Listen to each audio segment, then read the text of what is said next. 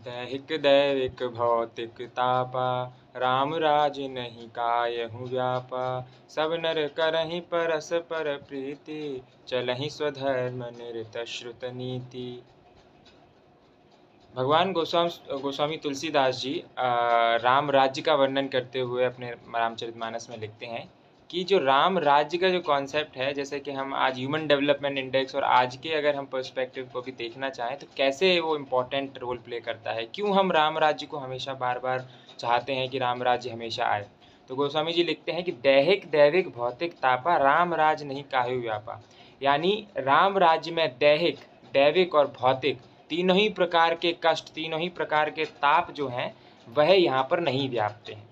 सब मनुष्य परस्पर प्रेम करते हैं, सभी के बीच में एक टॉलरेंस है और वेदों में बताई हुई नीति मर्यादा में रहकर, तत्पर रहकर अपने अपने धर्म का यानी अपने अपने सेल्फ ड्यूटी स्वधर्म का पालन करते हैं। आगे लिखते हैं, चारेहु चरण धर्म जग माही, पूरी रहा सपनेहु अगनाही। राम भगति रत नर और नारी, सकल परम गति के अधिकारी। यानी कि धर्म और चारों चरणों सत्य सोच दया और दान में जगत में परिपूर्ण हो रहा है। स्वप्न में भी कहीं पाप नहीं है। पुरुष और स्त्री सभी राम भक्ति के परायण हैं और सभी परम गति मोक्ष के अधिकारी ही हैं। यानी इक्वालिटी की बात भी कहीं ना कहीं करी गई है। उसके बाद लिखते हैं हेल्थ से रिलेटेड, अल्प मृत्यु नहीं कविनहु पीरा, सब सुंदर सब विरज शरीरा। नहीं दरिद्र को दुखी ना दीना, नहीं को अविद न लक्षण हीना। यानी कि छोटी अवस्था में किसी की मृत्यु नहीं हो रही है, इन्फेंट मॉर्टेलिटी रेट, न किसी की कोई पीड़ा होती है, सभी के शरीर सुंदर और निरोग हैं, न कोई दरिद्र है, न दुखी है और न दीनहीन ही है, न कोई मूर्ख है और न शुभ लक्षणों से हीन ही है। यानी सब एक तरीके से सेल्फ डेवलपमेंट, सेल्फ एम्पावर्ड है। तो एक तरीके से उसमें बताया गया उन्होंने कि कोई भी दुखी नहीं है, कोई भी दीनहीन नहीं है, सबके पास कुछ ना कुछ क्वालिटीज़ हैं। तो गोस्वामी जी आगे लिखते हैं कि सब निर्दम्ब धर्म रत पुनि, नर अरु नारी चतुर सब गुनी। सब गुनुनय पंडित सब ज्ञानी, सब कृतज्ञ नहीं कपट सयानी। यानी एजुकेशन की बात करी गई है कि सब दम्भ रहित हैं, धर्मपरायण और पुण्यात्मा हैं। पुरुष और स्त्री सभी चतुर और गुणवान भी हैं, यानी सब में कुछ न कुछ गुण हैं। सभी गुणों का आदर करने वाले और पंडित हैं तथा सभी ज्ञानी हैं।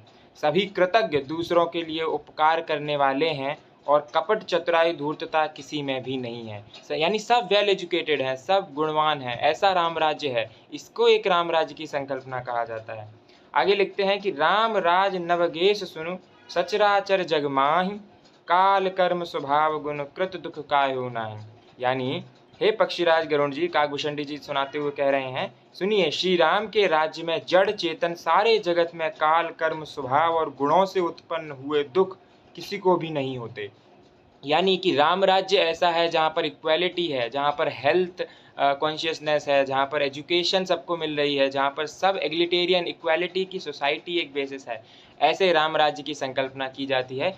इसीलिए जब हम कहते हैं कि राम राज्य की बात की जाए, राम राज्य लेके हमें आना है, तो उसमें ये संकल्पना निहित होती है कि कहीं भी कोई भी दुख दीनहीन से नहीं रहेगा, कोई भी निर्धन नहीं रहेगा, कोई भी भूखा नहीं सोएगा, सब एजुकेटेड होंगे, सब हेल्थ के साथ होंगे। जो ह्यूमन डेवलपमेंट इंडेक्स 1990s के समय में आता है, वो गोस्वामी तुलसीदास जी आज से 500 वर्ष पूर्व, और वो रामायण में भगवान वाल्मीकि जो है राम राज्य को वर्णित करते हुए आज से लगभग 5000-7000 वर्ष पूर्व लिख रहे हैं। तो यही एक भारतीय परंपरा है जो कि सब में समानता और सर्वम खलविदम ब्रह्म की बात देखती है। हरि ओम, नमस्कार।